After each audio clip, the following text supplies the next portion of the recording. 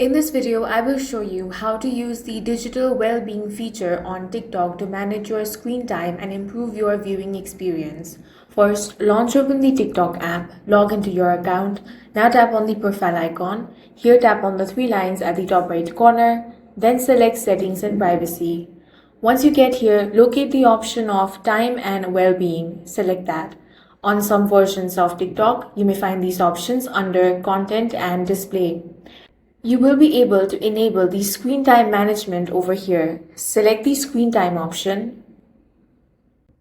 From here, you can enable daily screen time, toggle this option on. You can also set screen time limits. So select your time duration from here, such as 1 hour, 15 minutes or 2 hours, depending on your preference. You can also enable sleep hours from here. Toggle this option on. Now you can also set your duration from here. You can select the start time and the end time.